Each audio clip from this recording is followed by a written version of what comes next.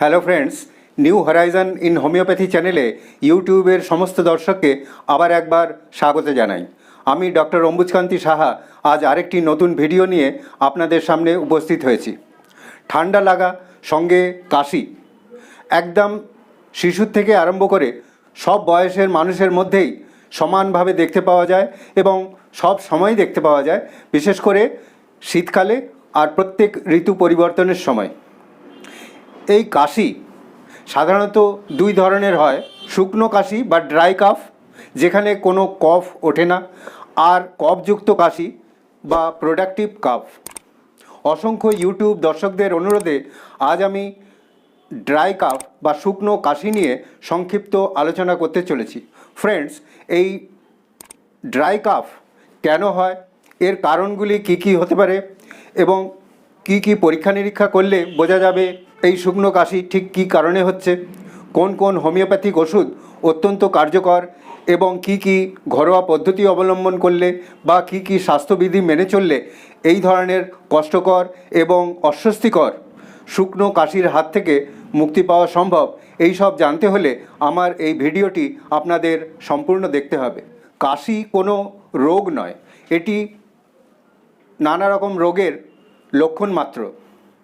কাশি যেমন বললাম যে প্রোডাক্টিভ হতে পারে এবং ড্রাই হতে পারে, এই ড্রাই কাফ বা প্রোডাক্টিভ কাফ কিন্তু এক ধরনের রিফ্লেক্স, যেখানে কি হয়, শ্বাসনালীতে যদি কোনো কারণে কোনো ফরেন বডি বা কোনো পার্টিকেল যেমন ধুলো বালি বা কোনো ইরিটেন্ট যদি ঢুকে পড়ে বা লাংসের মধ্যে বা ফুসফুসের মধ্যে যদি কফ জমা হয়, তখন সেই কফ তুলে ফেলার জন্য বা এই ধরনের ইরিটেন্ট সাবস্টেন্সকে বাইরে বের করার জন্য এই কাশি হয় এবং সেই কারণেই একে বলা হয় রিফ্লেক্স অ্যাকশন।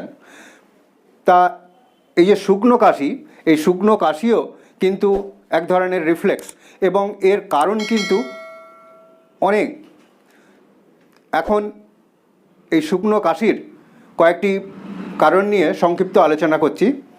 প্রথমেই যে কারণটি বলা যায় সেটি হলো অ্যালার্জি। যেমন কিছু কিছু অ্যালার্জেন, যেমন ধরুন ধুলো বা কোনো ধোঁয়া কিংবা সেন্ট বা ফুলের রেণু ইত্যাদি যদি কোনো কারণে শ্বাসনালীতে ঢুকে যায়, মুখ দিয়েই হোক বা নাক দিয়ে শ্বাসনালীতে ঢুকে পড়লে সেখানে একটা ইরিটেশন হয় এবং তার জন্য শুকনো কাশি হয়। এছাড়াও অ্যাজমা রোগ বা হাঁপানি রোগে শুকনো কাশির প্রবণতা খুবই দেখতে পাওয়া যায়।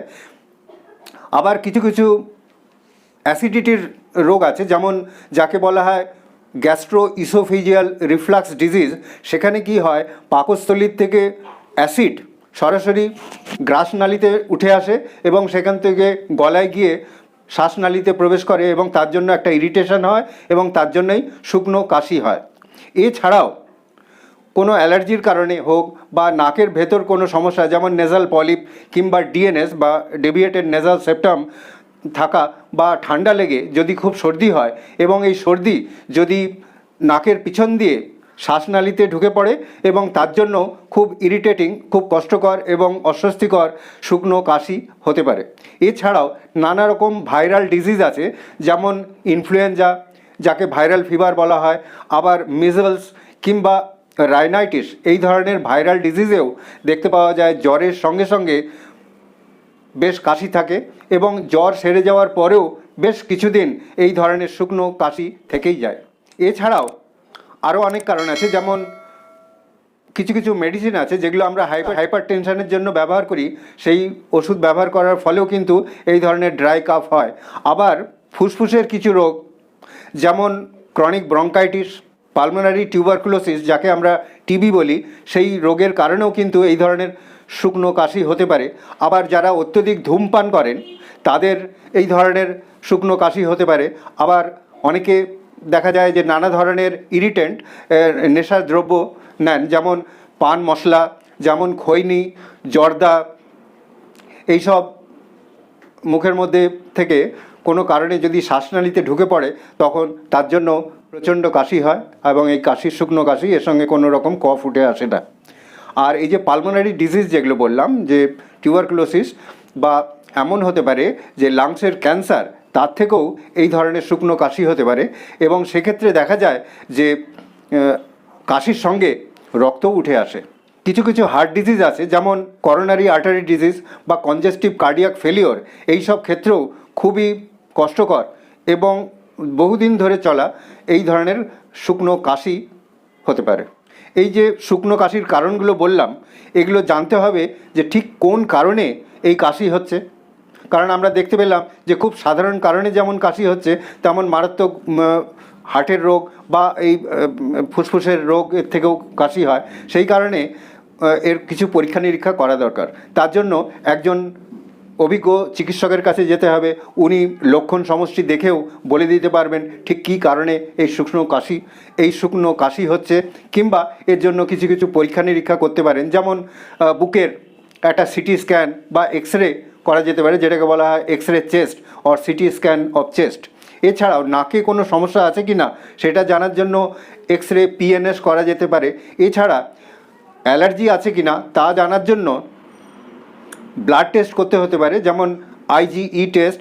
তাছাড়া সিবিসি বা কমপ্লিট ব্লাড কাউন্ট করলে দেখা যাবে সেখানে যদি ইওসিনোফিলের মাত্রা স্বাভাবিকের চেয়ে অনেক বেশি থাকে, সেক্ষেত্রেও এই অ্যালার্জি হয় এবং অ্যালার্জির কারণে খুবই শুকনো কাশি হয়। যাই হোক, এই সমস্ত পরীক্ষা নিরীক্ষা করার পরে যদি দেখা যায় কোনো রোগের কারণে এই শুকনো কাশি হচ্ছে, তাহলে অবশ্যই একজন বিশেষজ্ঞ চিকিৎসকের পরামর্শ অনুযায়ী সমস্ত চিকিৎসা করাতে হবে।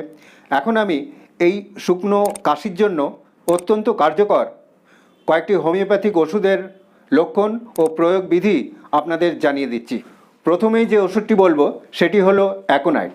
অ্যাকোনাইট হোমিওপ্যাথিতে প্রাথমিক পর্যায়ের যে কোনো রোগে ব্যবহার করা হয়। যেমন শুকনো কাশি যদি একদম হঠাৎ আসে আর তার সঙ্গে শরীরে খুব অস্থিরতা থাকে, খুব ঠান্ডা বা খুব গরমে এক্সপোজ হওয়ার ফলে যদি খুব শুকনো কাশি হয়, তখন অ্যাকোনাইট ন্যাপ খুবই উপকারী ওষুধ। এক্ষেত্রে অ্যাকোনাইট 30 বা 200 3-4 ফোঁটা সামান্য জল বা হাফ কাপ জলের সঙ্গে মিশিয়ে সারাদিনে 4-5 বার নিয়মিত খেতে থাকলেই দেখা যাবে যে এই ধরনের শুকনো কাশি যেমন সেরে উঠছে, তেমনি তার পিছনে যে কারণ আছে সেই কারণও ধীরে ধীরে দূর হয়ে যাচ্ছে। এরপর যে ওষুধটি বলবো সেটি হলো বেলাডোনা। বেলাডোনা শুকনো কাশি হঠাৎ আসে, কিছুক্ষণ কাশি হয়, আবার চলে যায়। সঙ্গে মাথায় যন্ত্রণা থাকতে পারে, আবার মুখ চোখ কাশির কারণে খুব লাল হয়ে যায়।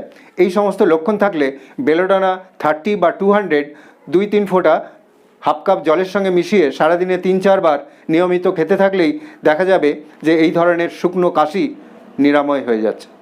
এরপর যে ওষুধ বলবো সেটি হলো ব্রায়োনিয়া অ্যালবা।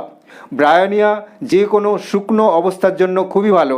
যেমন মুখের ভেতর খুব শুকনো থাকে, নাকের ভেতর শুকনো, সেরকমই গলাও খুব শুকিয়ে থাকে, তার জন্যই খুব ইরিটেটিং শুকনো কাশি হয় এবং দেখা যায় যে সামান্য মাত্র নড়াচড়া করতে গিয়েই এই ধরনের কাশি উঠে আসে, আবার বিশ্রামে থাকলে এই কাশি কমে যায়। এই সব ক্ষেত্রে ব্রায়োনিয়া 30 বা 200 3-4 ফোঁটা সামান্য জলের সঙ্গে বা হাফ কাপ জলের সঙ্গে মিশিয়ে সারাদিনে 3 থেকে 4 বার কিছুদিন খেতে থাকলেই দেখা যাবে যে এই ধরনের শুকনো কাশির উপদ্রবের হাত থেকে সম্পূর্ণ মুক্তি পাওয়া যাচ্ছে। এরপর যে ওষুধটির কথা বলবো সেটি হলো ড্রসেরা। ড্রসেরা শুকনো কাশির জন্য খুবই পরিচিত ওষুধ।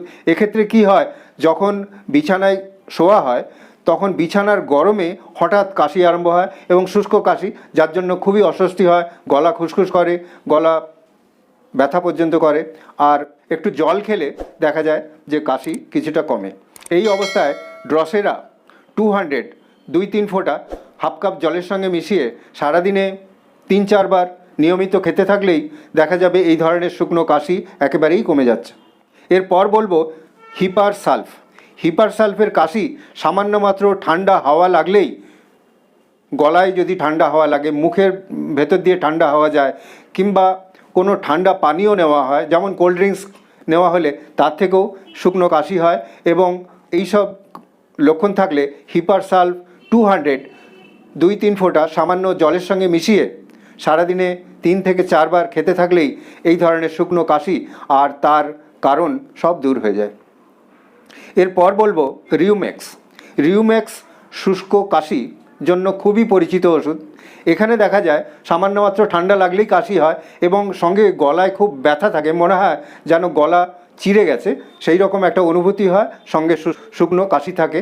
আর কাশি সময় যদি গলায় একটা কাপড় জড়িয়ে নেওয়া হয় বা পুরো মাথা শরীর যদি চাদর দিয়ে ঢেকে ফেলা হয়, তাহলে দেখা যায় কাশি অনেকটাই কমে আসে।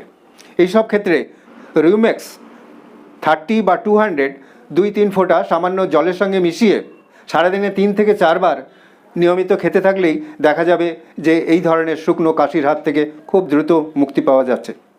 এই যে ওষুধগুলোর কথা বললাম, এই ওষুধের মধ্যে থেকে যে কোনো একটা সিলেক্ট করতে হবে এবং সেই ওষুধটা নিয়মিত খেতে হবে। খেলে দেখা যাবে যে এই শুষ্ক কাশির হাত থেকে রক্ষা পাওয়া যাচ্ছে। এছাড়া ওই যে ডাক্তারবাবুকে দেখিয়ে যে সমস্ত পরীক্ষা নিরীক্ষা করা হলো, তার ডায়াগনোসিস হওয়ার ফলে যে রোগ নির্ণয় হয়, যদি কোনো রোগ নির্ণয় হয় তাহলে সেই রোগের সম্পূর্ণ চিকিৎসা করাতে হবে। এই সমস্ত ওষুধ খাওয়ার সঙ্গে সঙ্গে কতগুলো ঘরোয়া পদ্ধতি অবলম্বন করতে হবে, কিছু স্বাস্থ্যবিধি মেনে চলতে হবে। যখন শুকনো কাশি খুব হয় তখন 2-1 চামচ মধু একটু চুষে চুষে খেতে পারলে দেখা যায় কাশি সঙ্গে সঙ্গেই কমে যায়। কিংবা এক টুকরো আদা মুখে দিয়ে চিবোতে থাকলে কাশি কমে যায়। কিংবা চায়ের সঙ্গে আদা থেতো করে মিশিয়ে দিলে সেই চা খেলেও এই ধরনের শুকনো কাশিতে অনেক আরাম হয়। তাছাড়াও গরম জলে নুন মিশিয়ে সেই নুন জল দিয়ে গার্গল করলে কাশি কমে যায়।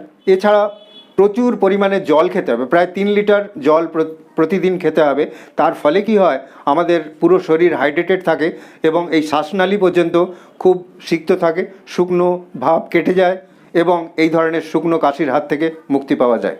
এই শুকনো কাশির সময় ভিটামিন সি জাতীয় খাবার, যেমন ফলের রস, লেবুর রস ইত্যাদি খেলে বা ভিটামিন সি সাপ্লিমেন্ট নিলেও দেখা যায় শুকনো কাশির হাত থেকে খুব দ্রুত মুক্তি পাওয়া সম্ভব হচ্ছে। আশা করি আমার এই ভিডিওটি সামান্য হলেও আপনাদের উপকারে আসবে। আবার আরেকটি নতুন ভিডিও নিয়ে আপনাদের সামনে উপস্থিত হব এই আশা নিয়ে আজকের মতো এখানেই শেষ করছি। ধন্যবাদ, নমস্কার।